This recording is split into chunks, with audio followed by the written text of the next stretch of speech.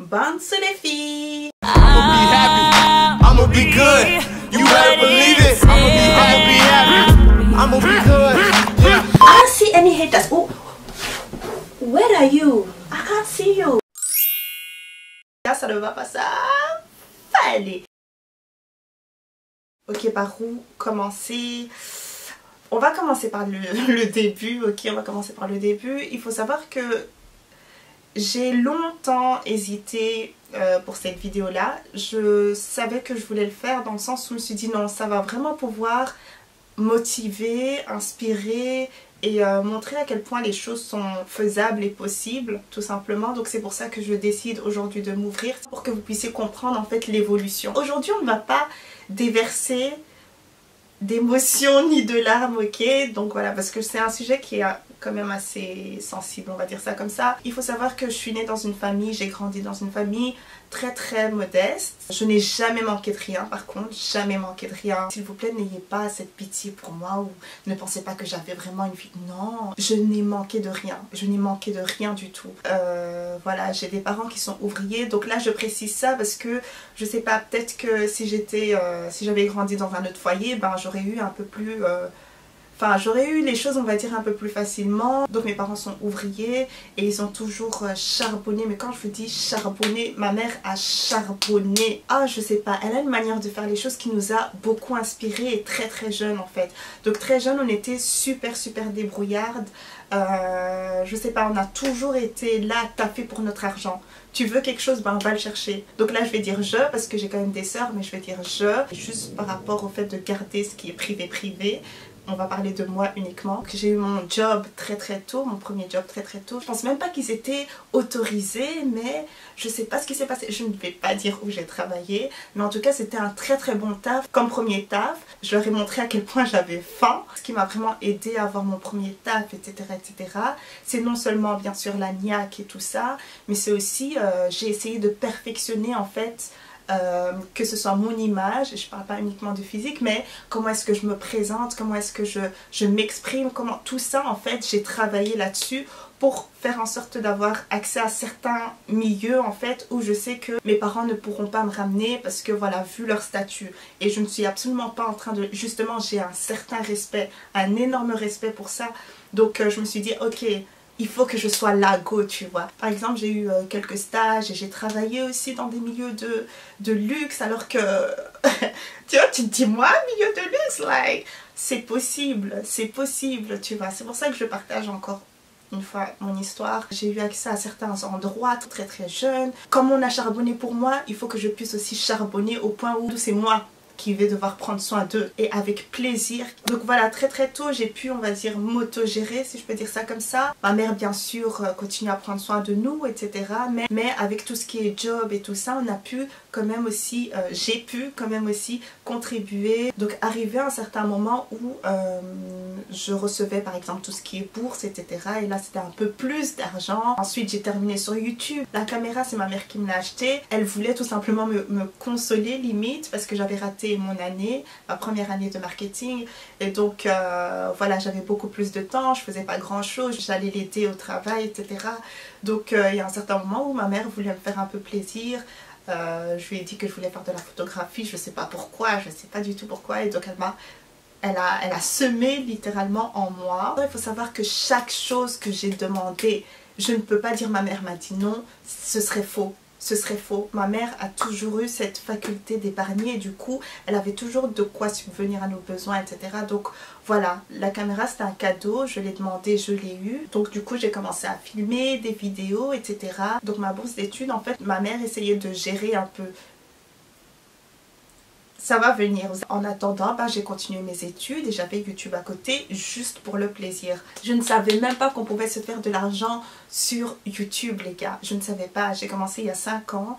Donc il y a un certain moment où, je sais plus, je suis tombée sur une vidéo, comment monétiser ces vidéos, quelque chose comme ça. Et je suis tombée sur ça, je me suis dit, ah, je vais cliquer, tout ça, j'ai cliqué. Et là, j'ai compris qu'il y avait un truc Google AdSense et machin. Je me suis dit, ah bon, ok. J'ai ouvert mon compte AdSense, Google AdSense, etc. Et j'ai vu qu'on ne pouvait pas toucher son argent à partir... Enfin, il fallait 75 €, je pense, un truc comme ça. je pense qu'il fallait 75 € avant de pouvoir avoir son premier virement. Donc moi personnellement c'est un truc que je ne regardais même pas, genre vraiment, parce que j'avais des 20 €. Mais vraiment les 20 € je pense que je les ai eu après quelques mois quand même, hein. C'était pas facile, mais bon. Et donc je pense que c'est seulement après 1 an et demi, ouais hein, seulement après 1 an et demi que j'ai commencé à chipoter pour voir comment est-ce que je pouvais me faire le virement. Mais avant ça, je ne touchais absolument rien et je le faisais vraiment juste comme ça quoi. Et donc quand j'ai eu mon premier virement, pour moi c'était énorme, l'argent c'était énorme quoi, tu vois. Donc je pense que j'ai reçu 120 €, mais pour moi c'était beaucoup, hein. Pour moi, quand je voyais des colis etc, ça a toujours été un truc genre waouh, genre oh my god, je mets de la poudre Laura Mercier sur mon visage, c'est un truc de malade. Je sais pas, ça m'a rendu vraiment super humble, même privilégiée de devoir avoir certaines choses et tout ça. Et donc à ce moment là, quand j'ai compris que je pouvais me faire de l'argent avec YouTube, ma mère a vu ça. Ma mère a vu ça, elle s'est dit ah la petite là, elle achète les vernis là, non non non. Donc elle a commencé à me dire, à me placer carrément un tarif que je devais payer par mois, lui payer par mois, non seulement pour le loyer etc, mais vous allez comprendre. Vous allez comprendre, attendez, restez jusqu'au bout. Il faut savoir que ça n'a jamais été un truc du genre tu dois payer, genre tu dois payer. Elle nous a toujours dit tu dois payer, tu vois. C'était plus un truc comme ça t'apprends à gérer tes responsabilités. Essaye de chaque mois à cette date là donner de l'argent. C'était à un certain moment compliqué aussi parce que voilà, je pense que ma bourse d'études commençait à diminuer et je ne sais quoi, donc ça commençait à devenir un peu plus difficile, donc il y avait un peu plus de pression. J'ai aussi fait beaucoup de bêtises, donc j'ai beaucoup aussi dépensé quand j'ai vu que YouTube ça fonctionnait etc. Voilà, franchement YouTube ça ne payait pas beaucoup. Mais ça m'a permis, moi j'étais contente avec ce que j'avais parce que ça me permettait en fait de faire des dépenses un peu inutiles. Tu vois les petits make-up à petit prix etc. Et je montrais ça à vous qui me regardez, je sais pas si il y a des gens qui me suivent vraiment depuis le début, mais voilà, les mercredis après-midi j'étais tellement contente, je prenais un peu d'argent, j'achetais des petits trucs à vous montrer. Mais il y a un certain moment où la barre a commencé à augmenter, il y avait encore de plus en plus de monde sur YouTube etc, et donc les produits devaient absolument augmenter hein, parce que voilà, tu vas pas utiliser ton mascara essence genre toute ta vie, il faut que tu puisses upgrade, acheter du make-up un peu plus cher, un peu plus connu etc. Donc il y a un certain moment où il a fallu que j'achète de plus en plus de choses, acheter du matériel etc pour mes vidéos. Donc des fois je repoussais un peu les histoires de payer le loyer et ouais c'était difficile et j'ai déconné même dans mes économies et tout ça. Je commençais à piocher là-dedans. Pourquoi? Parce que mon compte épargne était ouvert. Je commençais à faire de plus en plus ça et il y a un certain moment où c'est descendu. Donc là on va passer à la deuxième partie. La deuxième partie c'est quand ma mère m'a grondé. Quand ma mère m'a grondé parce qu'elle a commencé à voir que voilà, que je piochais trop dans mon compte épargne. Moi, pour moi, c'était la maman qui compte ma prospérité. Je ne comprenais pas pourquoi je ne pouvais pas dépenser mon propre argent, quoi, tu vois. Il faut que moi aussi, je puisse utiliser un certain make-up parce qu'il faut que je upgrade. Des trucs que moi, en temps normal, je n'aurais pas forcément acheté. C'était pas des trucs qui me faisaient kiffer, quoi, tu vois. Moi, mes kiffs, c'était quoi? Les petits vernis à 1 €, les petits bonbons, là, mercredi après-midi. Je viens ici avec mes petites tenues, pour montrer un peu de variété. Donc là, c'était plus un investissement, tu vois, et ma mère ne le voyait pas vraiment comme ça. Je voulais juste un peu, par exemple, contribuer à tout ce qui est loyer, etc., aider un peu à la maison, tu vois, mais je n'avais vraiment pas cette optique d'épargner pour pouvoir épargner. Pour moi, c'était vraiment ça, épargner dans le vent, quoi. Pourquoi je vais épargner? J'ai de l'argent, il faut que je le dépense, quoi, tu vois. Mais avec l'âge, j'ai compris certaines choses que je ne comprenais pas avant. Ma mère s'est assise et m'a expliqué, etc.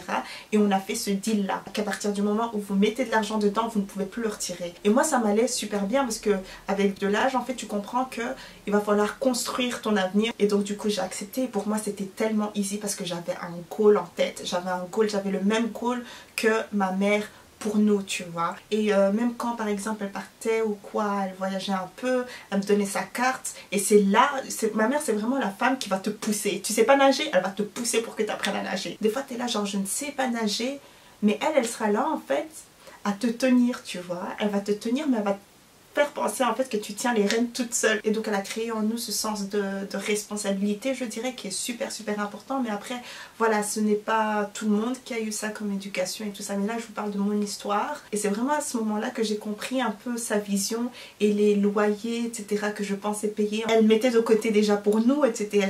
Et je me suis dit... Franchement, je me suis dit que j'ai une mère en or, quoi, tu vois. Parce qu'aujourd'hui, je ne vais pas vous dire exactement combien ce que j'ai dans mon compte, tu vois. Avec ce que j'ai, en fait, je peux me construire, tu vois. Je voyais mes amis partir déménager, tout ça, ouais. Elles ont leurs trucs et tout ça. Et moi, j'étais là et je regardais ma mère tout le temps avec...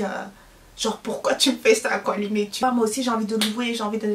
Elle me disait, Gloria, sois patiente. J'ai compris, tu vois. Elle a toujours été là à nous dire qu'il faut vraiment... acquérir les choses, tu vois, sois propriétaire, c'est ça qui va pouvoir t'aider plutôt que de louer. Et là c'est comme si tu bâtissais, on va dire, pour quelqu'un d'autre et pas vraiment pour toi, tu vois. Et ça c'est une erreur aussi, enfin c'est pas une erreur qu'elle a faite, mais disons qu'elle a pas eu l'opportunité de le faire. Donc elle a voulu qu'on ait cette opportunité là. Je faisais ma part, donc chaque fois j'épargnais, je recevais un certain montant directement. Le montant que je suis censée mettre dans mon compte épargne, je le mets avant de faire toute autre folie ou je ne sais quoi. Le fait de devoir chaque fois nous dire ok, ce mois-ci, il est temps de payer ci, il est temps de payer ça. Parce que quand tu vas recevoir par exemple tes factures d'électricité, etc., les retards, c'est pas accepté. Tu vois ce que je veux dire? C'est vraiment des trucs que tu comprends avec recul, tu te dis waouh. Et donc voilà, c'est vraiment cette faculté en fait de pouvoir gérer son argent, de pouvoir être responsable et de pouvoir avoir une vision. C'est ça qui va vous aider. C'est cette capacité en fait à épargner qui nous a permis, je sais pas, même de déménager, de trucs et tout ça.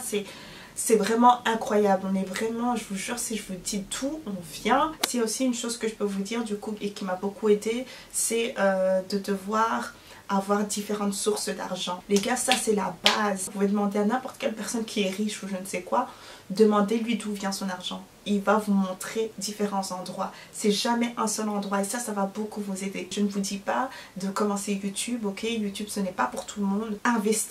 Investis, la caméra, ma mère a investi inconsciemment en fait, tu vois. Et après bien sûr j'ai dû faire des sacrifices. Ce mois-ci je ne vais pas acheter mes petits vernis, acheter le make-up un peu plus cher, etc. Mais je vais m'acheter une light ring, tu vois. Il faut vraiment réfléchir là où va votre argent. Tu as des anciennes chaussures que tu passes à colorier et de manière artistique ou je ne sais quoi. Fais-en un business, il y a sûrement quelqu'un qui va kiffer. Crée une marque, fais appel à des professionnels, investis là-dedans. Quand vous investissez dans quelque chose, essayez de mesurer, c'est très important de voir le... Là, je pense que je parle un peu trop marketing, j'allais dire de voir le ROI, donc le retour sur investissement. Vous pouvez commencer avec le minimum, etc. Mais il y a un certain moment où il va falloir, on va dire, upgrade. Ça va vous coûter quelque chose. Le business qu'on a commencé, que j'ai commencé avec Gypsy, Japadi & Co, on a commencé avec de fonds propres. Jamais on a fait de prêt. On n'a pas fait de prêt. On a commencé avec des fonds propre. Donc voilà, peu importe d'où vous venez, peu importe ce avec quoi vous avez commencé, les gars, je suis un parfait exemple.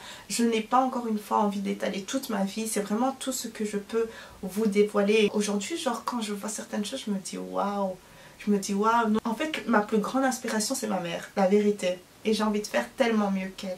Vraiment juste pour lui montrer, regarde tous tes sacrifices, tu vois. Mais au final, voilà, tu n'as plus rien à faire, c'est moi qui dois prendre soin de toi, tu vois.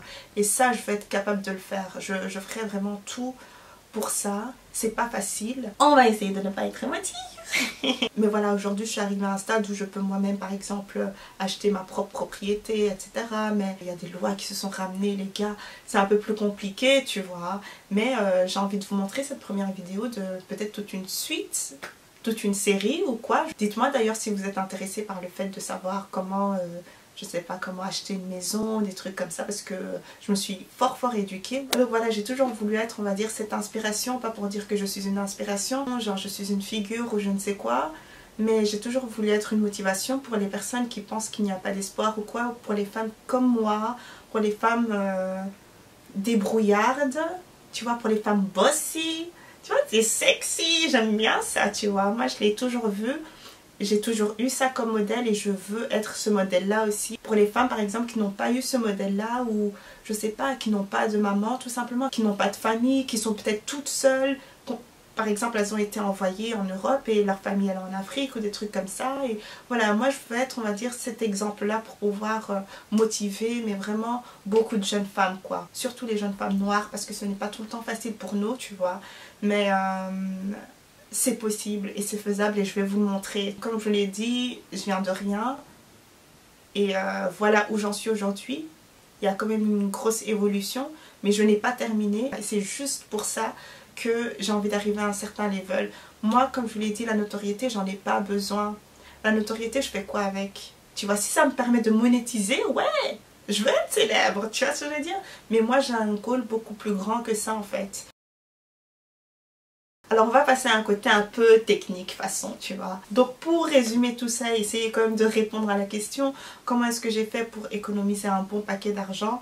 Bah tout simplement les sacrifices. Il faut grandir entre temps bien sûr, hein, il faut grandir parce que moi il y a certaines choses que je ne comprenais pas avant et ce sont vraiment de petites choses. Hein. Je sais pas, au lieu de manger à l'extérieur tout le temps et de commander etc, ça va super vite. Hein. Oh c'est que 5 €, oh que c'est que 10 €, mais je vous jure qu'à la fin du mois ça fait un bon paquet d'argent. Je vous ai parlé de la vision de ma mère qui est devenue carrément ma vision, mais il y a vraiment une grosse vision encore derrière ma vision. Ça va vous permettre d'être focus sur votre goal. Faire la différence entre un compte épargne et un compte à vue. Si vous n'avez pas de compte épargne, les gars, créez-vous un compte épargne. Je sais pas, ça peut être pour n'importe quoi, hein, pas forcément juste pour être propriétaire ou quoi. Hein. Si vous pouvez bloquer votre compte épargne, bloquez-le s'il vous plaît. Trouvez différentes sources de revenus. Donc si vous avez un job à temps plein et que vous pouvez faire des trucs le week-end, il faut travailler. Surtout si vous êtes une personne, comme je vous l'ai dit, qui a grandi dans un milieu modeste, etc. Il faut travailler. La fainéantise, c'est pour ceux qui l'ont déjà. Tu vois ce que je veux dire? Nous, on a besoin de taper un peu plus que les autres. Si vous pouvez travailler le week-end, ben travaillez le week-end. Il y a toutes sortes de métiers en ligne maintenant. Vous pouvez vous faire de l'argent en ligne. Je ne parle pas uniquement de YouTube. Il y a toutes sortes de manières de faire de l'argent. Par exemple, vous aimez bien tricoter, fais des bonnets. Essayez d'avoir un petit branding derrière. Essayez de le faire de manière professionnelle et monétise ça. Sœur, tu seras au boulot. Tu feras ton argent du mois à la fin du mois, mais tu auras encore de l'argent qui va venir à côté, quoi, tu vois. Vraiment, vous retracez le moindre petit truc, même les restos et tout ça, vous mettez l'essence, vous mettez les courses par mois, le loyer si je loue, parce qu'il y a des gens qui louent, tu vois, c'est shopping, etc., vous mettez dedans. Ou 50 € je laisse dans le compte là-bas et je laisse là-bas et je laisse là-bas. Non. Rassemblez cet argent et essayez de bien retracer d'où ça vient, calculer les rentrées, les sorties, etc. C'est très très important. Et le montant là en fait va te donner une idée de combien est-ce que tu peux épargner chaque mois. Ça c'est vraiment ma méthode, je ne suis pas comptable ni quoi que ce soit, mais je vous dis comment est-ce que moi j'ai fait. Donc si par exemple il y a un mois où ça a beaucoup fluctué, c'est pas grave, mettez le peu que vous avez. Je sais pas, vous ne serez pas en mesure par exemple d'épargner 500 € mais 400 €. Et normalement, c'est tout le temps 500 € que vous épargnez. Donc, le mois prochain, si vous avez plus, ben vous rajoutez, tu vois. Si tu sais que tu as mis, par exemple, 500 € pour le shopping, moi, personnellement, 500 € c'est trop, mais bon, voilà. Pour certains, c'est normal, 500 €. Sœur, réduis ton shopping. Fais du shopping vintage ou je sais pas, moi. C'est là que viennent les sacrifices. Si vous êtes encore à la maison, c'est parfait. Là, vous pouvez épargner encore plus d'argent. Vraiment, profitez de ce moment-là. Il y a un mois où tu fais un surplus. Le surplus, est-ce que tu vas le manger? Tu le manges pas. Le surplus, tu l'épargnes. Il y a des mois où ça va bien, il y a des mois où ça va un peu moins bien. Après, moi, je me suis toujours dit un truc, c'est de garder coûte que coûte mes valeurs, garder coûte que coûte, de ne jamais me compromettre en fait. Vraiment, peu importe si j'ai besoin d'argent ou non. C'est comme ça que j'ai été éduquée et c'est comme ça que je vais paraître en caméra et c'est comme ça que je suis dans la vraie vie et dans tout ce que je fais, quoi. L'argent, ça sert à bâtir, etc. Mais peu importe, l'argent, ça vient, ça part. Donc voilà, c'est tout pour aujourd'hui. S'il y a des personnes qui s'attendaient à avoir toutes sortes de calculs et de trucs, franchement, moi personnellement, je dis toujours que quand il s'agit de gérer ou je ne sais quoi, c'est plus un état d'esprit, tu vois. Tu peux faire les calculs que tu veux. Si tu es une personne qui dépense beaucoup, tu vas dépenser beaucoup. Donc c'est beaucoup plus que de simples calculs, c'est carrément le fait d'avoir une vision. Il faut savoir d'où l'on vient. Voilà, ce n'est pas parce que tout est accessible qu'il faut consommer, tu vois. Pas baisser les bras, se dire que c'est impossible ou c'est trop loin, tu vois. C'est pas tangible pour moi. Votre environnement ne devrait pas être un obstacle. Je vous jure que tout est possible. Oui, vous pouvez me poser toutes sortes de questions, mais essayez de me laisser garder quand même cet aspect privé de ma vie, assez privé. Donc voilà, n'hésitez surtout pas à mettre des pouces bleus si vous avez bien aimé la vidéo. Allez me suivre sur Instagram les gars, Tiny and Brown aussi, et à la prochaine. Bisous bisous. Mouah.